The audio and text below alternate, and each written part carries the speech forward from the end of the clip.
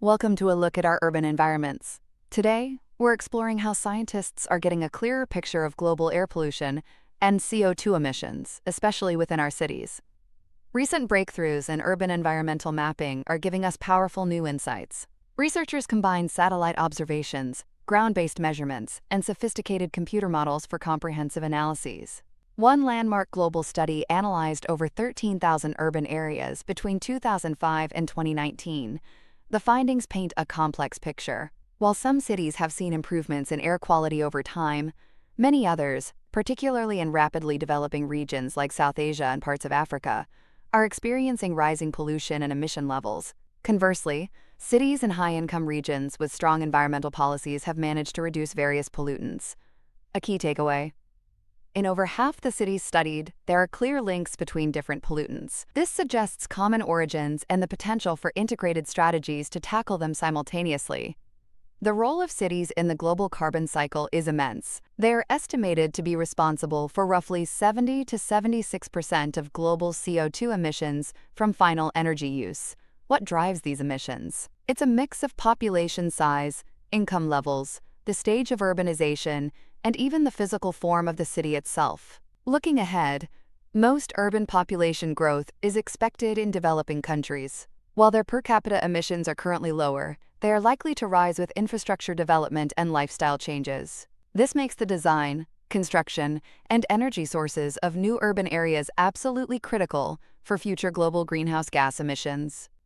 Exciting new technologies are constantly improving the accuracy of urban environmental mapping. Satellite remote sensing, for example, offers an unprecedented way to track pollution in cities worldwide. Systems like Sentinel-5P are being used to monitor atmospheric gases, providing valuable data for complex urban areas where air quality can change dramatically from one street to the next. Researchers are also finding clever ways to estimate CO2 emissions from transportation by using carbon monoxide as a proxy, thanks to the relationship between these two gases. Furthermore, detailed bottom-up emission inventories are being developed for cities.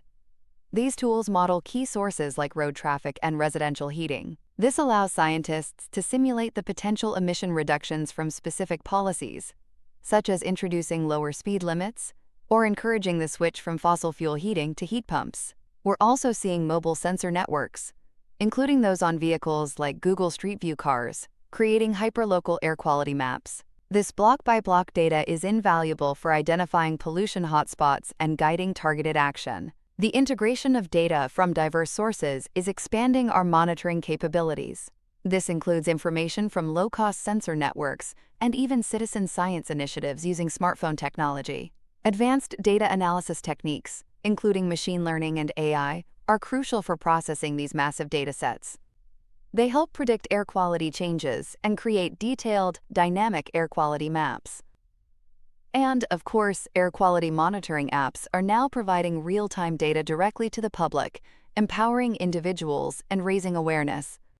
These ongoing efforts in urban environmental mapping are incredibly important. They equip policymakers, researchers, and climate advocates with essential tools to assess pollution reduction strategies, understand urban emission dynamics, and ultimately advance both climate and public health goals in our increasingly urbanized world. The development of interactive maps and dashboards is making this vital environmental data more accessible and useful than ever before.